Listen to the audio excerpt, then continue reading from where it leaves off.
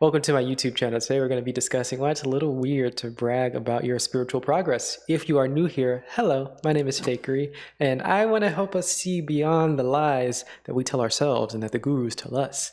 If you like Zen stories and you like to progress spiritually, hit that subscribe button and the notification bell because there's more coming your way. Today, we've got a story from the Mumonkan. This is case number 10. We are reading Seizei is Utterly Destitute. Seizei said to Zozan, Seizei is utterly destitute. Will you please give him support? Sozan called out, Seizei! Seizei responded, yes, sir. Sozan said, you have finished 3 cups of the finest wine in China, and still you say you have not yet moistened your lips. That is our koan. Before I translate some of the weirdness there, I want to analyze this in a very, very simple way. Seizei is saying that he's very poor and he needs help. This is something that we tell ourselves often. This is something that a lot of people tell us. It's just sort of playing the victim card in the way that you don't want to be playing the victim card, you know. I'm very poor, please help is essentially what's going on here. And Sozan is calling him out. Sozan sees the BS. Seizei is not poor, so he's calling him out. That is sort of the mundane way of seeing it. Of course, this needs to be translated a little bit from the weirdness of the Buddhism. In this sense, being poor is a very good thing. Seizei saying, I am poor, meaning something like I am spiritually enlightened, or I have no ego, essentially saying I have no qualities. I've rid myself of all of the egoic baggage. This is what he's saying. Sozan immediately calls his name, getting a response. This is to contradict what he's saying. He's just saying, hey, Seizei. And Seizei is responding as Seizei. He's responding to the name that he has. So he's calling him out on his BS in that sense. And then he just says, you know, stop lying. You've drank from 3 cups of the finest wine in China. I'm going to interpret 3 cups as meaning the myriad things. You know, you have the yin and the yang and the qi, which represents all of reality. It's sort of an old Taoist thing, I guess. So that's how we're going to interpret the 3 cups of the finest wine in China. He's saying that you have interacted with this world in the most mundane sense. You are on our level. You are on the same level, yet you're asking for help. Stop doing that. Stop doing that. And this is something that a lot of sort of spiritual type people can do, right? They might say, I am so spiritually enlightened, I need your help. Of course, they don't say, I need your support. Sometimes they do want your money, but they also may say something like, I am so spiritually enlightened. They don't say it directly, of course, but I need your praise. That is also a part of the support. I need your praise. I need some monetary status, or I need some social status, or I need some, I just want you to follow my cult. All that's bad. You want to see through that. If somebody's saying, I am utterly destitute, please give me your support. And they mean that in the spiritual sense, I have lost all of the qualities. I've seen beyond good and evil. I can see through the reality of this world, and I can levitate and read your thoughts and all that stuff. If they're telling you that, and then somehow they're asking for your support, they want your praise, they want your money, they want your time. Be very, very wary of that. We're going to move on to the commentary. Mumon's comment. Seizei pretended to retreat. What was his scheme?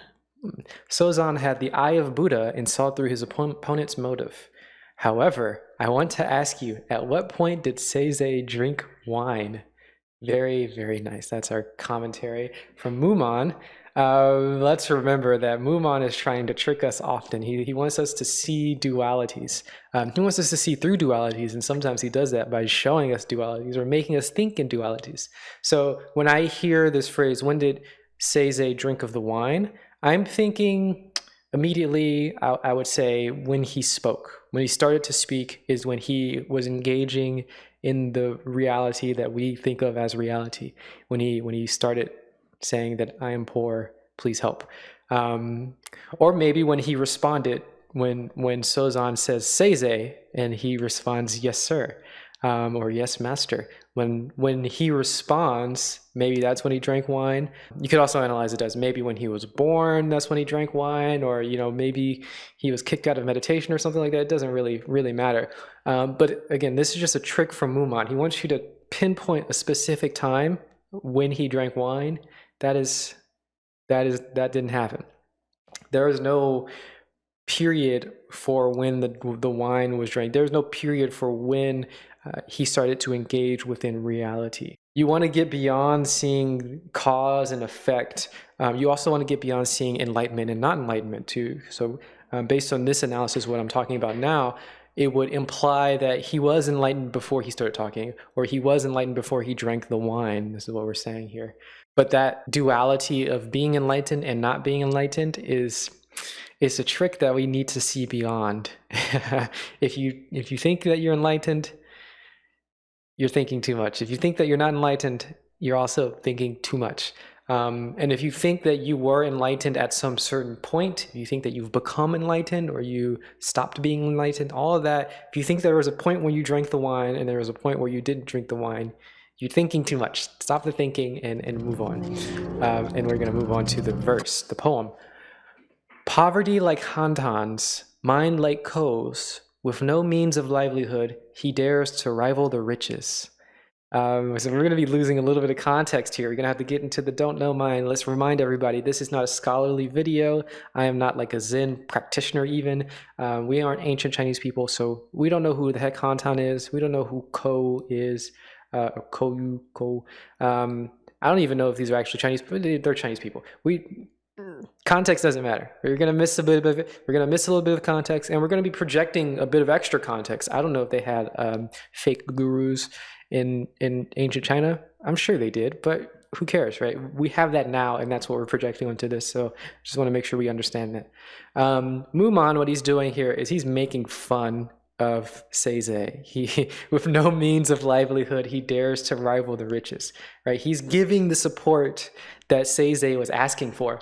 If we remember the Koan, Seizei says, Seizei is utterly destitute, will you give him support? So one way of interpreting that is saying, I am so spiritually enlightened, please praise me. And this is exactly what Mumon is doing. With no means of livelihood, he dares to rival the richest. Of course, the richest, the poor-rich duality is being messed with a little bit here. The richest would be like the Buddha, who has no qualities, which is the same as being the poor. He has no qualities, the poorest. So when, in this case, he's praising, Mumon is praising Seizei for being utterly destitute. But we have to realize a lot of times, most of the times where Mumon is praising people, that is a really bad thing. And oftentimes, most of the times when Mumon is mocking people or being very disrespectful, that's a very good thing. That's a high praise. For more context on praise being a really bad thing and disrespect being a really good thing, take a look at case 6 of the Mumonkan, where we talk about the Buddha in a very, very, very disrespectful way. And continue through the Mumonkan with this playlist here, and click the round icon to subscribe to the channel. That's it for now. Thank you very much for watching.